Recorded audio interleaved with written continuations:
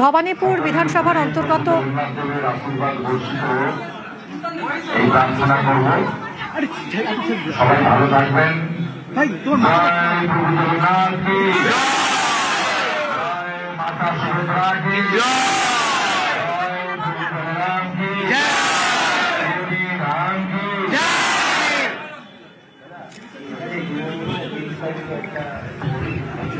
ভবানীপুর বিধানসভার অন্তর্গত চক্রবেড়িয়ায় BJP word অফিসের পরিদর্শন করলেন শুভেন্দু অধিকারী।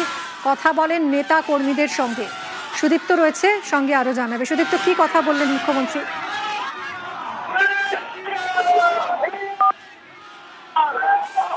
সুদীপ্ত, শোনা যাচ্ছে? সুদীপ্ত, আজ এখানে মুখ্যমন্ত্রীর কি কর্মসূচি ছিল? আমরা আবারও কথা বলবো। এই মুহূর্তে যে ছবি দেখাচ্ছি আপনাদের, ভবানীপুর বিধানসভার চক্রবেড়িয়ায় বিজেপি ওয়ার্ড অফিস পরিদর্শনে মুখ্যমন্ত্রী শুভেন্দু অধিকারী কথা বলেন নেতা কর্মীদের সঙ্গে। বিধানসভা এলাকায় ৮টি ওয়ার্ড, একটি ওয়ার্ডের প্রধান কার্যালয় চক্রবেড়িয়ায়, সেই ওয়ার্ড অফিসেই আজ শুভেন্দু অধিকারী।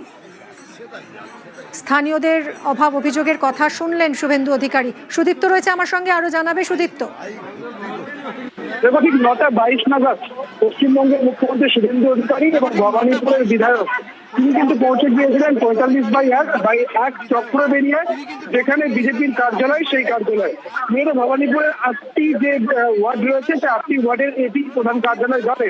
এবং সেখানে দেখা গেল যে প্রচুর মানুষ তাদের অভিযোগ নিয়ে এসেছে। অর্থাৎ ভবানীপুরের যারা মানুষ তাদের একাধিক অভিযোগ নিয়ে এসেছেন, বিভিন্ন বিষয়ে সেই অভিযোগ, সেই অভিযোগের কথা, অভাব অভিযোগের কথা শুনলেন মুখ্যমন্ত্রী।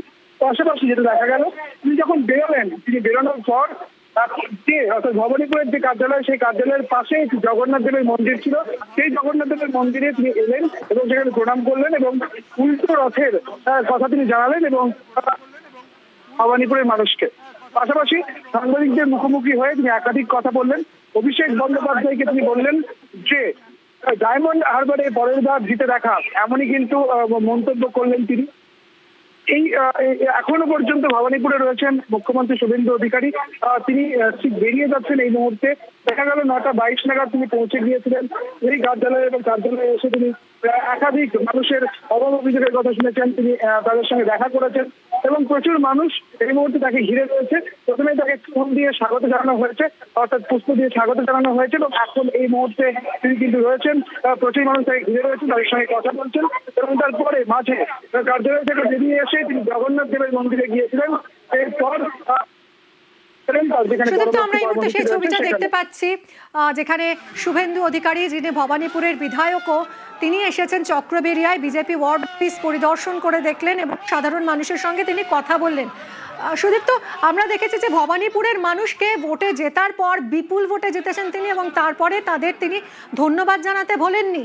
তিনি এখানে র্যালিও করেছেন, এখানকার মানুষকে ধন্যবাদ জানিয়েছেন বারবার এবং তারপর শত ব্যস্ততার মধ্যেও, এখন তিনি রাজ্যের মুখ্যমন্ত্রী, সেই ব্যস্ততার মধ্যেও তিনি এসেছেন তার এলাকার এই এলাকার মানুষজনের সঙ্গে কথা বললেন, তাদের অভাব অভিযোগ শুনলেন। কি রিয়াকশন এলাকার মানুষের? দেখো, প্রচুর উচ্ছ্বসিত মানুষ, একেবারে নজিরবিহীন বলা চলে। এর আগে যখন তিনি জিতেছিলেন এবং তারপরে মুখ্যমন্ত্রী হওয়ার পর তিনি বলেছিলেন যে ভবানীপুর ইতিহাস, কৃতজ্ঞতা জানিয়েছিলেন ভবানীপুরের মানুষকে। তারপরে এইভাবে তিনি কার্যালয়ে এলেন এবং একাধারে মুখ্যমন্ত্রী এবং সেই সঙ্গে ভবানীপুরের বিধায়ক তিনি সরাসরি পৌঁছে গেলেন কার্যালয়ে এবং সেখানে মানুষজনের সঙ্গে কথা বলছেন, অভাব অভিযোগের কথা শুনছেন। এরকম নজিরবিহীন ঘটনা বা নজিরবিহীন এই যে তার কাজ মুখ্যমন্ত্রী হিসেবে, তাকে সত্যি একদম নজিরবিহীন বলা চলে।